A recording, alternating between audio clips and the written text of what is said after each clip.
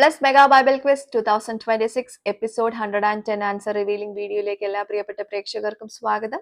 Bible portion repeat ചെയ്യാം. യോബ് 1 മുതൽ 4 വരെ, അപ്പോസ്തല പ്രവൃത്തികൾ 21 അധ്യായം.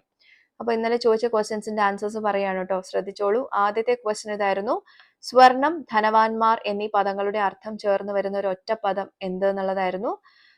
ഉത്തരം കനക സമ്പന്നർ എന്നുള്ളതാണ്. യോബ് 3:15 ഈ ഉത്തരം നമുക്ക് കാണാൻ പറ്റുന്നത് കേട്ടോ. രണ്ടാമത്തെ ക്വസ്റ്റ്യൻ, ഏത് മൃഗങ്ങളുടെ പല്ല് മുറിഞ്ഞു പോയി എന്നുള്ളതാണ് ചോദ്യം. ഉത്തരം ബാലസിംഹങ്ങളുടെ. യോബ് 4:10 ഈ ഉത്തരം നമുക്ക് കാണാൻ പറ്റുന്നത്. മൂന്നാമത്തെ ക്വസ്റ്റ്യൻ, പാഠഭാഗത്തിലെ ഒരു സ്ഥലപ്പേരും ഒരു സമയവും ഒന്നാണ്, ഏത്? സ്ഥലം 10:30, സമയം 10:30. അപ്പോസ്തല പ്രവൃത്തികൾ 21:1 ഈ ഉത്തരം നമുക്ക് കാണാൻ പറ്റുന്നത് കേട്ടോ. നാലാമത്തെ ക്വസ്റ്റ്യൻ, ആയുധധാരികളായ പുരുഷന്മാർക്ക് പറഞ്ഞിരിക്കുന്ന പദം എന്ത്? എത്ര പേർ? ഉത്തരം കട്ടാരക്കാർ. അപ്പോസ്തല പ്രവൃത്തികൾ 21:38 ഉത്തരം ഉള്ളത്. 4000 പേരാണ് കേട്ടോ.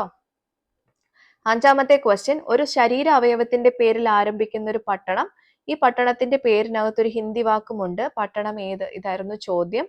ഉത്തരം കൈസരിയ. അപ്പോസ്തല പ്രവൃത്തികൾ 21:8 ഈ ഉത്തരം നമുക്ക് കാണാൻ പറ്റുന്നത്. അവയവം കൈ, ഹിന്ദി വാക്ക് കൈസ എന്നുള്ളതാണ് കേട്ടോ. അപ്പോ നെക്സ്റ്റ് പോർഷൻസ് പറയുന്നു. ഇയ്യോബ് 5 മുതൽ 8 വരെ, അപ്പോസ്തല പ്രവർത്തികൾ 22 അധ്യായം. ഇതാണ് പോർഷൻസ്. അപ്പൊ ഇതെന്നായിരിക്കും അടുത്ത ക്വസ്റ്റ്യൻസ് ഉണ്ടാവുക. എല്ലാവരും വായിച്ച് റെഡി ആയിരുന്നോളൂ. അടുത്ത ക്വസ്റ്റ്യൻസുമായിട്ട് അടുത്ത എപ്പിസോഡിൽ നമുക്ക് വീണ്ടും കാണാം. Children's angel signing off. Bye and take care.